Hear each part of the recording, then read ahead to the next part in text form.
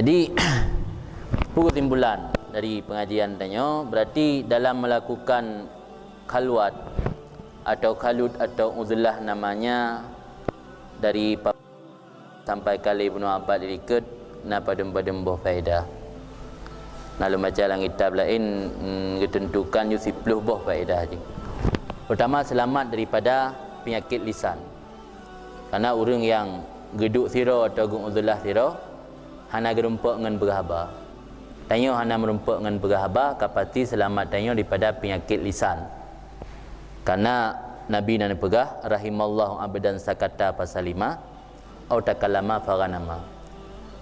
Allah sayang ke hamba yang diam maka selamat lidahnya, atau marid naik berhaba dengan orang faganima maka mengambil keberuntungan cak ganimah. Jaga lidah. Ya Allah sayang kurangnya. Ditanya dengan takhalut. Faedah pertama, selamat lidah tanya daripada penyakit. Karena hanangan dah berapa kan selamat. Yang kedua, hifdzul basar, selamat pandangan tanya. Dan selamat daripada penyakit mata. Karena orang yang melakukan udlah ataupun khalut, nya pandangan nya terbebas. Karena hana kekalan kehidupan urun lain yang mewah, hana kekalan nikmat-nikmat dunia yang kaya rumput le urun lain. Jadi faedah kedua, terpelihara pandangan. Faedah yang kedua, terpelihara hati daripada ria dan mudahanah dan tasannu' dan kali buah likut benar. Alih faedah yang keempat, hasil zahid pada dunia dan merasa puas dengan pu yang kata miliki. Karena salah satu kunci kebahagiaan dalam hidup harus qanaah, merasa puas terhadap apa yang kata miliki. Misalnya hanya merasa puas terhadap apa yang kata miliki, tapi hendak rempak kebahagiaan dalam hidup, karena selalu ingin benar tapi. Maka Nabi dalam sebuah hadis, tandai ji manusianya na sabuh wadi daripada harta, pasti akan dicari wadi kedua. Tandai ji na wadi yang kedua, pasti akan dicari wadi yang kelek. Yang putra manusia yang ke tanah apa? Cok tanah sampai lama bah baru tro. Yang lain hantro manusia hampa puas. Alu harta wadi kan alu lembah. Antara gunung je kan wadi ke. Yang sabuh wadi kan na harta tanya tetap akan ingin wadi yang kedua. Na dua buah wadi ke tanya harta tetap ingin wadi yang kelek. Baru terong ke lagi sampai tanah labah dia mati ni. Yang baru terong. Mana tapi ingin. Jadi hampa puas lah udip. Maka kunci kebahagiaan sifat qanaah. Merasa puas dengan pu yang kita miliki, yang kian kunci kebahagiaan. Jadi dengan takhalut rasa buah faedah ji tanya akan hasil zahid dan akan qanaah, yang dengan sebab na qanaah dan zahid katanya dalam hidupnya akan tercapai mahabbah Allah. Karena diperah Nabi, izhad fid dunya yuhibbukallah wa zahad fima fi aidin nas yuhibbukan nas. Tanya berzuhud dalam kehidupan dunia, Allah akan kecinta katanya. Tanya berzuhud terhadap pu yang na bak jara manusia yang dimiliki oleh manusia, tanya akan dicintai oleh manusia.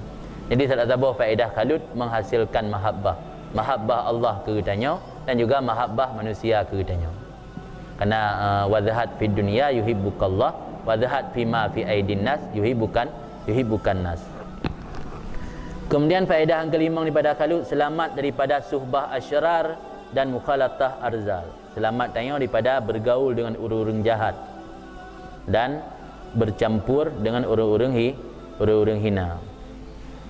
Kemudian faedah yang keenam, tafarruq lil ibadat wa dzikir, kosong waktu untuk beribadat dan berzikir, dan bisa berazam, berhasrat tinggi atau bertekad bulat dalam hati untuk melakukan takwa dan kebaikan. Faedah yang ketujuh, wujudan halawah taat, mendapati kenikmatan taat, kemanisan taat dan kelazatan bermunajah. Karena kosong hati, karena hati tanya hana risau, hana tingat ke hal-hal yang nak bagop, sehingga membuat hati tanya fokus. Gara-gara fokus dalam beribadat, merumpuk kenikmatan munajat dan kemanisan dalam melakukan taat.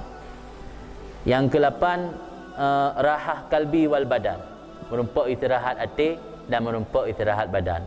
Hati tanya hana kelukusah, karena hantar dah pegah abang orang, hana ada depu informasi luar. Yang badan pergi menumpuk istirahat, tak nak pengumuman terayong dia hana payah hajak abak kalut.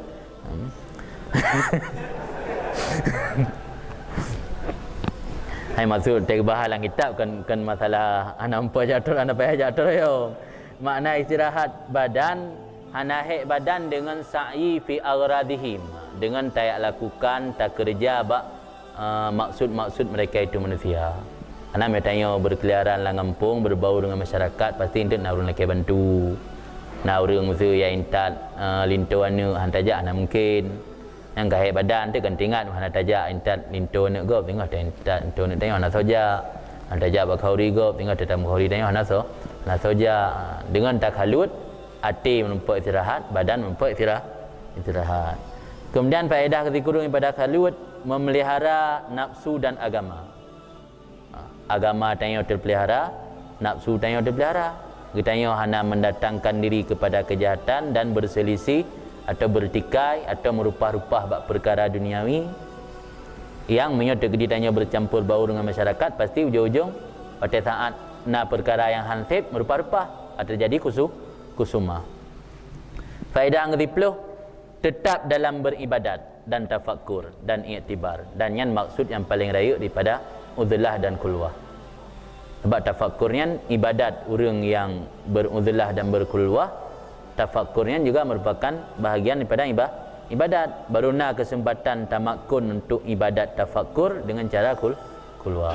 Sebab mungkin tanya tafakkur atau merenungi tentang diri kitanya sehingga tak dapati jati diri, yang kitanya tak duduk dalam lingkungan yang penuh dengan kebisingan. Dalam lingkungan yang penuh dengan kebisingan, mungkin tak bisa terenungi. Untuk merenungi pasti harus menghindar dari kebisingan. Itulah faedah pada kulwah. Ini nanti perlu buah faedah kulwah. Jadi semoga dengan faedah yang dipluh yang kami jelaskannya menjadi motivasi bagi kitanya untuk melakukan uzlah atau khalut. Walau hana dalam dunia mungkin je tonton ke. Walau hai le 10 huruf minimal 10 huruf.